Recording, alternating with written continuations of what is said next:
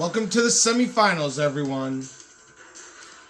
We have got our Final Four meeting for a chance to play for the championship, to take the trophy, to take the cash. Who will emerge?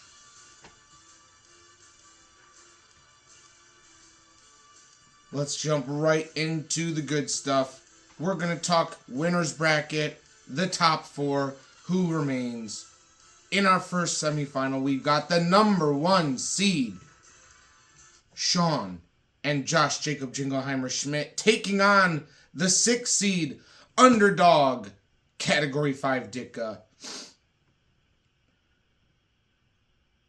Welcome back to the lineup, Joe Burrow, as Sean will roll him out, even though it hadn't been looking good.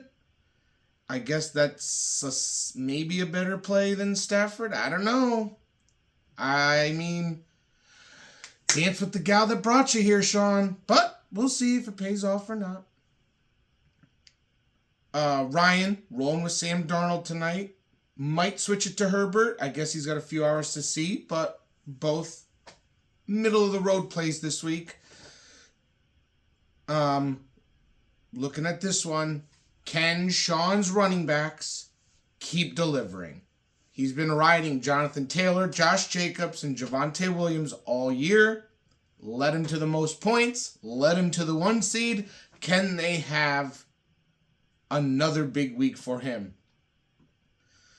I mean, their projections are outrageous. I don't know where Yahoo gets off Jonathan Taylor, 17.5 points. There's no way he's getting that with freaking old man Rivers at quarterback.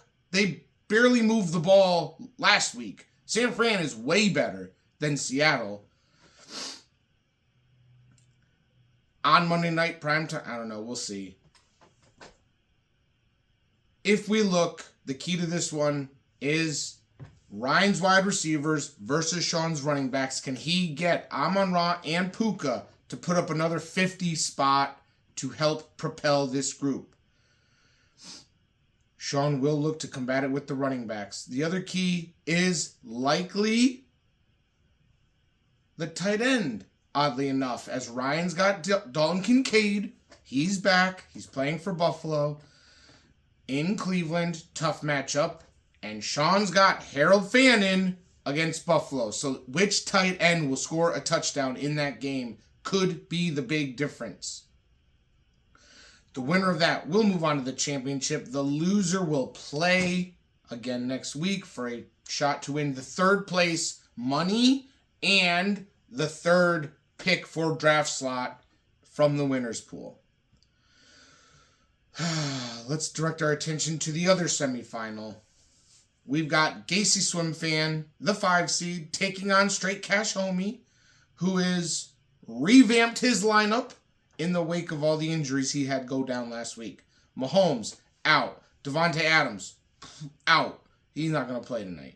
So, the moves have been made. The lineup has been set. He's going to roll with C.J. Stroud at home versus the Raiders. That's a strong play. It's a good pickup. That was the pickup I would have done. He also grabbed Trevor Lawrence as a just in case, but at Denver is a tough matchup for him. He has rolled out Juwan Jennings at wide receiver, and this is where it gets a little bit ugly. Matthew Golden, will he step up in place of Packer injured wide receiver city? I don't know. We'll see. And then Keon Coleman, ask Brian. Brian will tell you do not play Keon Coleman. So we'll see if he makes a switch on that. Gibbs and Achane, good plays at running back, and Aaron Jones in his flex is solid. Oh no, Kevin took all the guys out of his lineup. He's trying to play Higgett. Bro, it ain't a Rubik's Cube. Look at your lineup. Let's see. Quarterback, Josh Allen. That's easy. You put Knox in at tight end. Yeah, okay. Let's see. Running backs. I wonder. Travis Etienne in Hampton. Yup. In. I mean, again, your team ain't that good. It's really easy to figure out who you're going to play, man. Let's see. Wide receiver. Jacoby Myers. Michael Wilson. In. I mean, Rashee Rice. Probably in, as long as he's not hurt. He's in protocol right now. He might not even play. Defense. Well, you only got one. So Saints, kicker, Kaimi, yup, in. Johnny wins by 20. Mark it down. Josh Allen ain't getting 40 again this week. This run will end now. As we look to the losers. The losers. Every team in action this week. As we take a look, the two matchups that actually matter are Metcalf Hurts versus Jordan Mason Storm and Quan Air versus Knicks Feet Under. The winner of those two will get to face off for the rights to the first draft slot selection. Let's look at Knicks Feet Under and Quan Air. Brian rolling out Lamar. Missed another practice this week.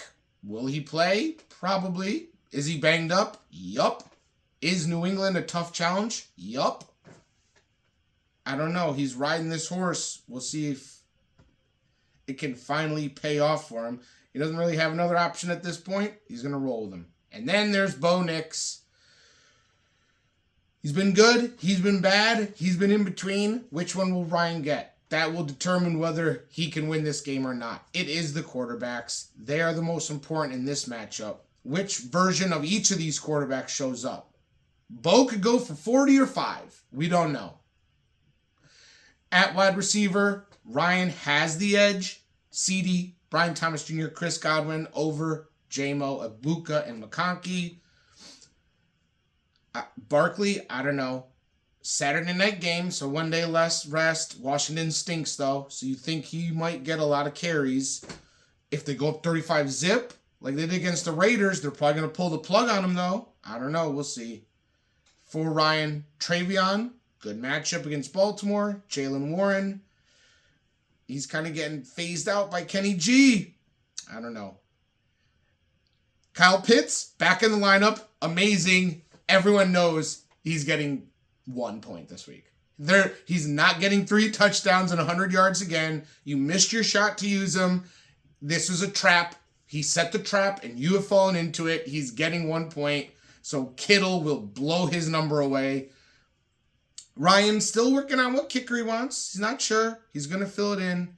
This seems like a pretty easy pick to send Knicks Feet Under into the finals over Quan Air. And then we got me and Mart. Blood rivals going at it. No love lost here. I'm rolling Purdy back out. He's going to keep cooking. Jalen Hurts against Washington. Good matchup. Likely going to top Purdy's number. So I'm going to need the wide receivers to step up against Martins. He's using Metcalf. Again, a hit or miss player. He's boom or bust. You figure at Detroit, going to be a shootout. Might have to throw it a lot. Pittman with Rivers isn't great. And Christian Watson is doubtful to play. He hasn't been practicing. He got banged up. We'll see.